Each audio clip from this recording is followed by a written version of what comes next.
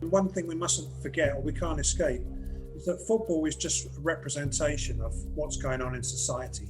So we've got racism in society, we've got racism in this country, and we have to acknowledge that and face up to it.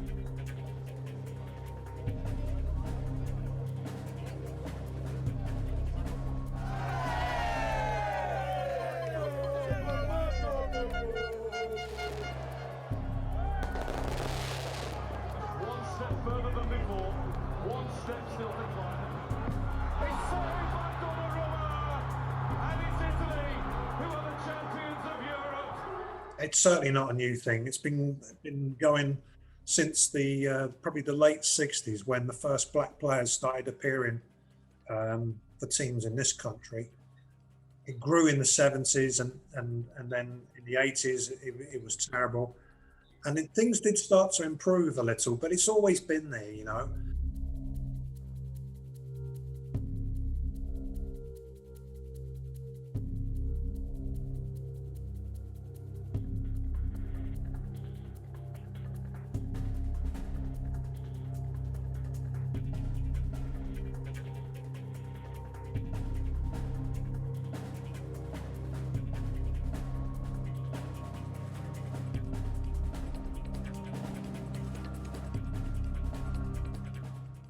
My first thoughts this morning are immediately with the boys that have done so well for us, and the players have had an incredible togetherness and spirit, which I think has brought so many parts of our country together. For some of them to be abused is unforgivable, really, and it's just not what we stand for.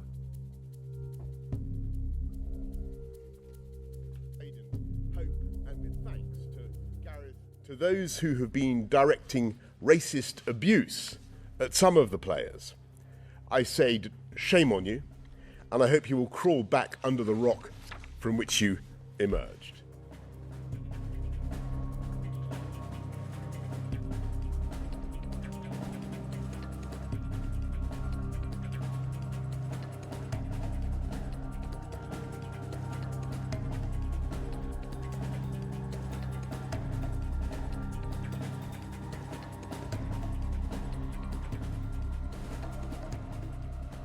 Players now, I think, have had enough. Tyrone has quite clearly had enough, and he's speaking the truth.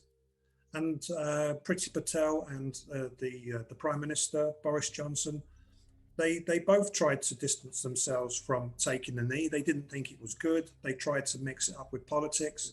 And you know, one of the things which is quite bizarre is that the fuss that is made about that taking the knee and saying, this is terrible that they're doing this, but standing by and letting abuse take place, sometimes under their very nose.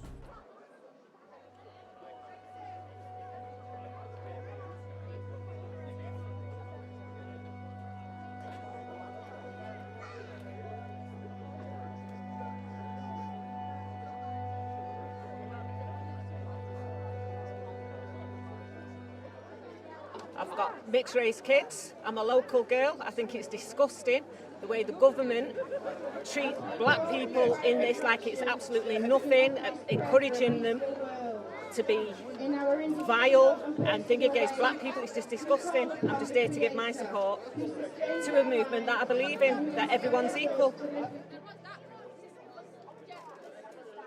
When we saw everything that was going on about the whole wall and everything, we thought we'd come here because all the racist abuse that he's been getting, we just think it's absolutely disgusting.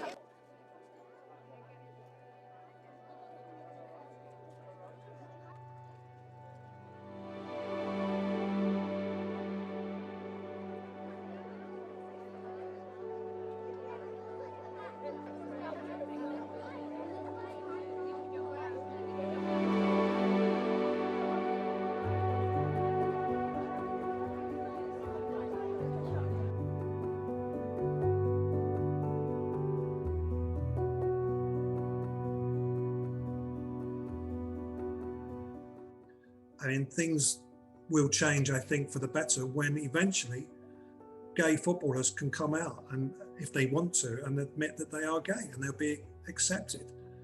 And then we will see another development of football and more people wanting to be involved, and a better society. So that's going to help. But football can't do everything on its own, and it's a reflection of the society that it's part of. So it needs companies, major companies, to stand up, look at themselves. Are we inclusive? Are we doing enough for our communities? Are we doing enough for our workers?